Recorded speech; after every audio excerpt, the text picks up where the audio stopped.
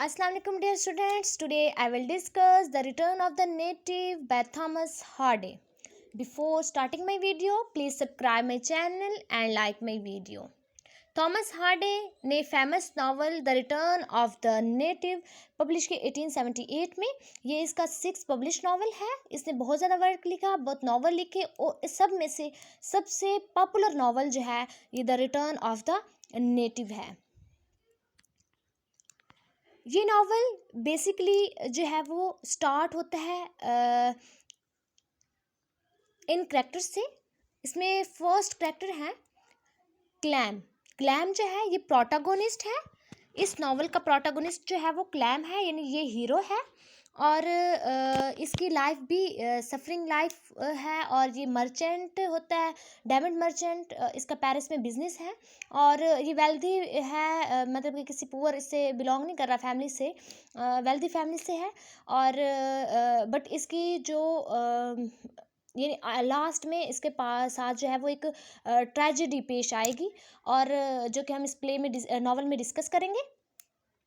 ये basically Thomas Hardy की एक, मैं आपको क्वालिटी बता दूं कि थॉमस हार्डे जो भी नावल लिखता है उसमें जो उसका हीरो वो रखता है, प्रोटागोनिस्ट होता है, वो उसको बड़े इनोसेंस में पेश करता है, इनोसेंस में पेश करता है। कह लें कि उसे बड़े उस पर जैसे कि बड़ा मजलूम पेश करने की कोशिश करता है।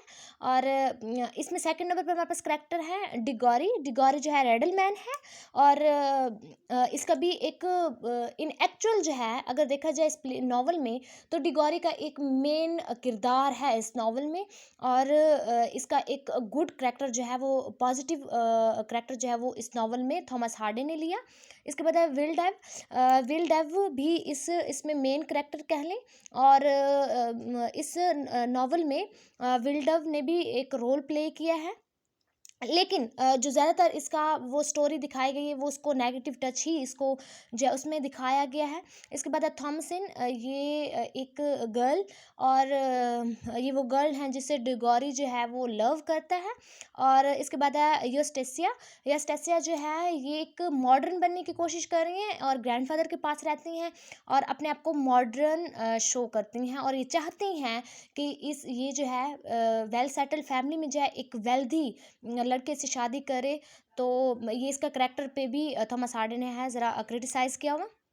इसके बाद हमारे पास करैक्टर हैं मिस्टर्स यो ब्राइड, सॉरी मिसेस यो ब्राइड जो हैं ये थॉमसन की जो है वो आंट होती हैं। और जो हमारे पास प्रोटागोनिस्ट हैं, हीरो हैं क्लैम, क्लैम की ये मदर है और इस नावल में एंड में इसकी डेथ हो जाती है। इसके बाद है कैप्टन ड्रू।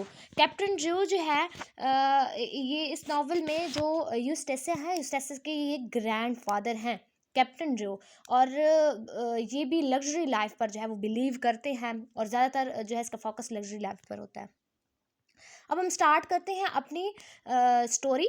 जो इस नावल का प्लॉट है या नावल की स्टोरी है, समरी मैं डिस्कस करने जा रही हूँ the return of the native की। ये रिटर्न ऑफ द नेटिव, इसमें जो थॉमस हार्डी हैं इसने एक फिक्शनल प्लेस जो कि ये लेता है।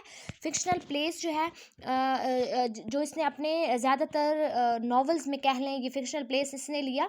इस फिक्शनल प्लेस का नाम है एगडन हीथ।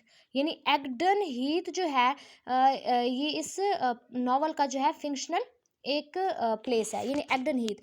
एगडन हीथ ये एक प्लेस है जहाँ पर, यानी इंग्लैंड का एक टाउन है जहाँ पर जो है वो ये करैक्टर्स रहते हैं, जिसमें डिगोरी जो है एक रेडल मैन है, मैंने आपको पहले बताया। अब ये एक यानी गाड़ी ड्राइव करता है, डिगोरी गाड़ी चलाता है, ड्राइवर है। और अब ये थॉमसन को अपनी गाड़ी में लेके जा रहा है। अब थॉमसन जो है ये थॉमसन से प्यार करता है, लेकिन थॉमसन जो है वो इससे लव नहीं करती। थॉमसन जो है वो बेसिकली इंटरेस्टेड है विल डव से, ये कह लें विल डव के साथ इसकी शादी हो रही है, ठीक है। लेकिन कुछ डॉक्यूमेंट्री इश्यूज हैं जिसकी वजह से इन दोनों की शादी जब पोस्टपोन हुई है। अब विल डव जो है वो थॉमसन में इंटरेस्टेड नहीं है। विल डव किस में इंटरेस्टेड है? विल डव बेसिकली इंटरेस्टेड है यूस्टेसिया में। यूस्टेसिया में विल डव जो है वो इंटरेस्टेड होती है। देन जो है वो स्टोरी मूव करती है आगे। अब विल डव कौन था? ये इनकीपर था। अब विल्डव जो है वो चाहता था कि डॉक्यूमेंट्री इशूज़ जो है वो आगे जाते जाएँ और मेरी थॉमसन की जल्दी शादी ना हो, क्यों? क्योंकि ये यूस्टेसिया में इंटरेस्टेड है। देन जो हमारे पास अब थॉमसन जो है वो भी डिगोरी से शादी नहीं करना चाह रही, डिगोरी में इंटरेस्टेड नहीं होती। और देन अब स्टोरी आगे मूव कर रही है। थॉमसन जो है वो इसके साथ, डिगोरी के साथ जो है वो आती हैं गाड़ी में अपनी आंट के घर। अब इसकी आंट कौन सी है? इसकी आंट है मिसिज योब्राइट। मिसिज योब्राइट अब कौन थी? वो क्लैम की मदर है। मिसिज योब्राइट के घर ये आ जाती हैं। इसके बाद अब एंट्री होती है प्ले में क्लैम की, सॉरी, जो कि हीरो हैं इस नॉवल के। क्लैम आता है, वो मिलता है यहाँ पर, इसकी मुलाकात होती है यूस्टेसिया से। अब यूस्टेसिया जो है वो चाहती है कि मैं क्लैम को किसी तरीके से पटा लूँ, यानी उसको अपने साथ इन्वॉल्व करूं, देन हम शादी करें। और फिर क्योंकि क्लैम का तो बिजनेस सेट है, वो डायमंड मर्चेंट है पेरिस में, और वो यूस्टेसिया जो है वो चाहती हैं कि वो इस सिटी से, मतलब जो इसका जहाँ पर ये लोग रह रहे हैं एग्डन हीथ में, वो यहाँ से मूव ऑन कर जाएं और पेरिस चले जाएं। मतलब उसकी पहले से ये ख्वाहिश है, विश है कि वो इस जगह को छोड़कर किसी सिटी में सेटल हो जाए। अब वो चाहती है कि इसके थ्रू, किसके थ्रू? क्लैम के थ्रू मेरी ये विश पूरी हो सकती है और मैं सिटी जो है मूव कर सकती हूँ। तो वो क्लैम के जो है क्लैम में इन्वॉल्व होने की कोशिश कर रही। अब क्लैम भी इसमें इंटरेस्टेड है, किसमें? यूस्टेसिया में। लेकिन इनकी जो मदर हैं मिसिज योब्राइट, वो नहीं चाहती कि यूस्टेसिया जैसी लड़की जो है वो क्लैम के साथ, यानी मेरे बेटे के साथ शादी करे। तो वो इनके दरमियान जो है वो इश्यूज क्रिएट करने की कोशिश कर रही हैं। यूस्टेसिया, मिसिज योब्राइट और क्लैम जो है माँ बेटे आपस में लड़ते हैं, किसकी वजह से? यूस्टेसिया की वजह से। अब योब्राइट जो है, ये इसका एक नेबर है, क्रिश्चियन नेबर।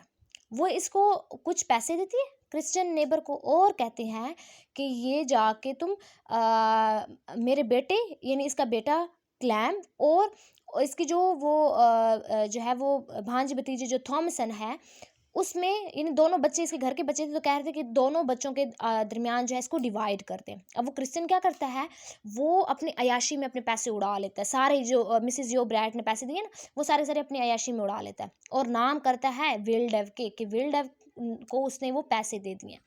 अब इन एक्चुअल उसने विल्डेव को पैसे कोई नहीं दिए होते, वो खुद अपना जो है वो खर्च करता है। अब जो मिसिज योब्राइट हैं, उसे लगता है विल्डव ने जो है ये पैसे यूस्टेसिया पे खर्च किए होंगे। अब यूस्टेसिया पे इसे पहले गुस्सा है। क्यों गुस्सा है? क्योंकि वो चाहती है क्लैम और यूस्टेसिया की शादी ना हो, और क्लैम जो है उसे शादी करना चाहता है। तो इसके बाद जो ये हैं मिसिज योब्राइट हैं, ये एक चर्च में जाके इस पर ना नाइफ से हमला करते हैं, मतलब चाकू से इस पर अटैक करते हैं। किस पर? जो ये यूस्टेसिया इस पर अटैक करती है, जिससे उसे जो है वो काफ़ी तकलीफ भी होती है, चोट लगती है। इससे होता क्या है कि जो उसका इसका बेटा है योब्राइट का, यानी क्लैम ज़्यादा जो है उसकी तरफ आने की कोशिश कर रहा है। किसकी तरफ? यूस्टेसिया की तरफ। और आखिरकार ये दोनों आपस में शादी कर लेते हैं। अब ये यूस्टेसिया और जो इसका हस्बैंड है क्लैम, ये जो है एक सेपरेट घर ले लेते हैं और वहाँ पर रहना शुरू कर देते हैं, यानी मिसेस योब्राइट को छोड़कर। देन क्या होता है? यूस्टेसिया, अब जो यूस्टेसिया को ना कोई इसमें एक चर्च में महफिल में जो है कोई विच बुला देता है। अब ये बात उसके हस्बैंड को बहुत बुरी लगती है। वो सोचते हैं यहाँ के जितने लोग हैं वो सारे के सारे अनएजुकेटेड हैं, तो वो सोचता है कि क्यों ना हम यहाँ के लोगों को एजुकेशन दें। ठीक है। अब वो पेरिस, यानी उसका तो था पेरिस में एक कारोबार, वो उस कारोबार को वो करता है, सारा कुछ वाइंड अप करता है, कहता है कि मैंने यहाँ पर रहकर इन लोगों को एजुकेशन देनी है, यहाँ पर लोगों को एजुकेशन दूंगा इस टाउन में। अब यूस्टेसिया को तो ये माइंड था, उसने इसलिए शादी की थी, वो जाके सिटी में सेटल होंगे, पेरिस में सेटल होंगे, लेकिन उसका ये ख्वाब भी अधूरा रह गया, उसकी ये विश भी अधूरी रह गई। अब जो इसका हस्बैंड है क्लैम, क्लैम जो है पढ़ पढ़कर उसकी जो आंखों की ब्राइटनेस थी वो भी ख़त्म हो रही थी, यानी उसको ब्लाइंडनेस उसमें वो कन्वर्ट हो रहा था उसकी आंखें। तो अब जो यूस्टेसिया वो तकरीबन इससे उकता चुकी थी, क्योंकि इसका मकसद पूरा नहीं हो रहा था। तो यूस्टेसिया की मुलाकात होती है विल्डव के साथ। अब विल्डव कौन है? ये इसका एक्स था, एक्स कह लें, इसका एक्स लवर बॉयफ्रेंड था। अब विल्डव से इसकी मुलाकात होती है एक जगह पर, तो इन्हें जो है ये दोनों अब दोबारा एक दूसरे में इंटरेस्टेड हो जाते हैं। कौन? विल्डव और यूस्टेसिया एक दोनों के साथ ये दोनों दोबारा रिलेशनशिप में आ जाते हैं। इसको कोई बंदा जो है विल्डव को और यूस्टेसिया को इकट्ठे देख लेता है। अब वो बंदा क्या करता है, उन्हें कुछ नहीं कहता, वो आके मिसेस योब्राइट को बताता है कि इस तरह आपकी बहू और विल्डव जो है वो एक दूसरे के साथ थे और ये वो। अब मिसेस योब्राइट को इस बात का बड़ा गुस्सा आता है, वो बताने जाती है अपने बेटे को, अपना बेटा कौन? क्लैम को बताने जाती है सारी बात, किस तरह आपकी वाइफ चाहे वो किसी में इंटरेस्टेड है ये वो। जब वो जाती है तो वो देखती है कि रास्ते में एक आदमी जो है उस इनके घर इंटर होता है। किसके घर? क्लैम के घर। और इसे ये भी यकीन है कि यूस्टेसिया जो है वो घर में है। अब ये क्लैम ये जाती है, दरवाज़ा खटखटाती है, लेकिन वो लोग दरवाज़ा ओपन नहीं करते। अब वापस आ जाती है मिसेस योब्राइट। जब वापस आती है तो रास्ते में इसको स्नैक काट लेता है। स्नैक के काटने की वजह से इसकी डेथ हो जाती है। अब ये बात पहुंच जाती है किस तक? इसके बेटे क्लैम तक। अब वो क्लैम जो है अपने वाइफ को ब्लेम देता है कि तुम्हें दरवाज़ा खोल लेती तो मदर अंदर आ जाती, माँ अंदर आ जाती तो इस तरह उनकी डेथ ना होती। अब वो अपने हस्बैंड को इस बात के लिए ब्लेम कर रही है कि आप खोल लेते, आप भी तो पास सोए हुए थे। चलें, इसके बाद स्टोरी आगे मूव करती है। अब जो यूस्टेसिया है वो नाराज़ होके जो है अपने ग्रैंडफादर के पास चली जाती है, क्योंकि यूस्टेसिया तो पहले भी शादी से पहले अपने ग्रैंडफादर के पास ही रह रही होती है ना, तो अपने ग्रैंडफादर के घर दोबारा लड़ाई करके चली जाती है। अब इन ड्यूरेशन में विल्डव की लॉटरी निकल आई। अब लॉटरी निकलने पर वो यूस्टेसिया को उकसाता है कि हम ऐसे करेंगे, पेरिस भाग चलते हैं। यूस्टेसिया भी तैयार हो जाती है, वो तो पहले भी पेरिस जाने के लिए तैयार होती है, तो वो इस बात के लिए तैयार हो जाती है, ठीक है हम जो है वो भाग कर चले जाएंगे पेरिस।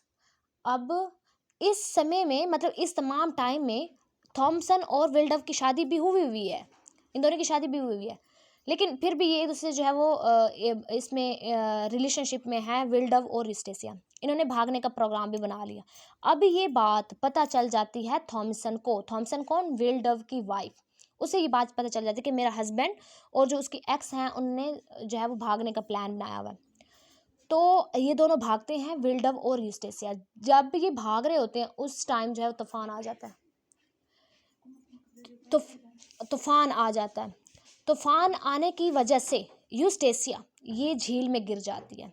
इसको बचाने के लिए विल्डव जो है वो झील में छलांग लगा लेता है। अब ये दोनों डूब रहे हैं, इनको स्विमिंग नहीं आ रही।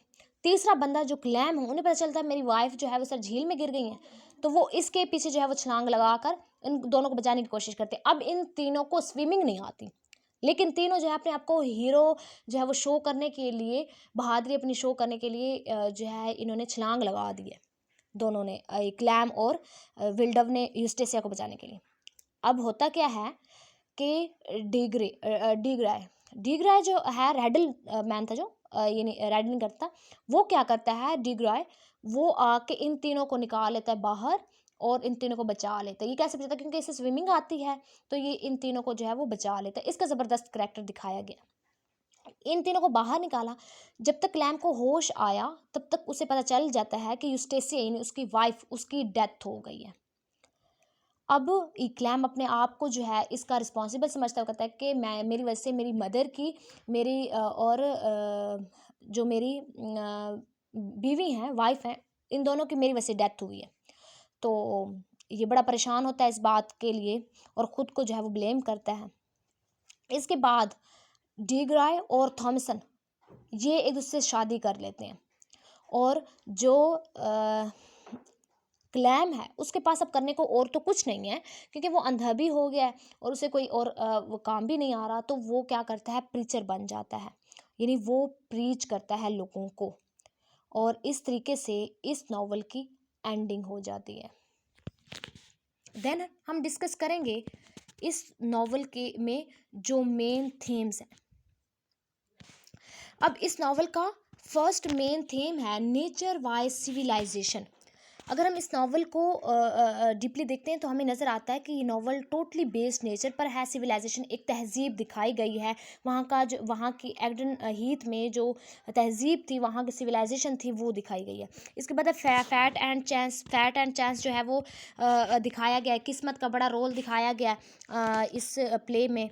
इसके बाद ओबेसिव लव है। ओबेसिव लव, जैसे कि यूस्टेसिया का लव देखें तो ओबेसिव ही था हर लिहाज से। अगर उसका लव जो है अगर वो शो करना चाह रही है क्लैम की तरफ वो भी ओबेसिव है, वेल्डव की तरफ उसका लव था तो वो भी जो है वो ओबेसिव ही था, मतलब उसे कोई ट्रू लव नहीं था, जस्ट वो पैसे के पीछे मटीरियलिस्टिक जो है वो शो किया गया है, मटीरियलिस्टिक जो है यूस्टेसिया का करेक्टर लिया गया है कि वो पैसे के लिए जो है वो सब कर रही है। इसके बाद सोशल एक्सपेक्टेशन जो है इसका इम्पॉर्टेंट नावल का जो है वो थीम दिखाया गया कि सोशल मुआशी क्या सामाजिक क्या एक्सपेक्टेशन थी, तवक्कात थी, वो दिखाया गया। नेक्स्ट हमारे पास इस नावल के जो सिंबलिज्म है वो है एग्डन हीथ जो है वो यूस्टेसिया के लिए एक प्रिजन सिंबल है, ठीक है, यानी प्रिजन शो किया गया। यूस्टेसिया बड़ी तंग थी इस जगह से, वो उसको कैद समझती थी, जेल समझती थी एग्डन हीथ को। और बट जो हमारे पास और करैक्टर हैं जैसे कि डिगरॉय हो गया, क्लैम हो गया, थॉमसन हो गए, यो ब्राइट, ये इन सब के लिए ये जगह जो है कंफर्टेबल सिंबलाइज की गई है, दिखाई गई है। इसके बाद है पेरिस। पेरिस जो है वो सिंबल है। अब जो बाकी करेक्टर्स हैं उसके लिए पेरिस जो है वो लग्जरी प्लेस है कि उन्होंने इतना ख़ास जो इसमें उनका हाव नाउ नहीं था, मतलब इतना पेरिस में वो गए नहीं थे, तो उन्हें वैसे लग रहा था कि पेरिस जो है वो लग्जरी प्लेस है तमाम करेक्टर्स को। लेकिन जो हमारे पास प्रोटागोनिस्ट हैं, हीरो हैं हमारे क्लैम इस नावल के, वो क्योंकि पेरिस में रह रहा था, उसने पेरिस में टाइम गुजारा था, तो वो उसे लगता कि पेरिस जो है वो जस्ट मटीरियलिस्टिक सिटी है, उसमें कोई कंफर्टेबल नहीं है, इंसान कंफर्टेबल जो है वो पैसे से नहीं होता। तो ये दिखाया गया, यानी पेरिस जो है वो सिटी सिंबॉलिक प्लेस लिया गया है और इसमें बाकी करेक्टर्स के लिए ये एक लग्जरी प्लेस है।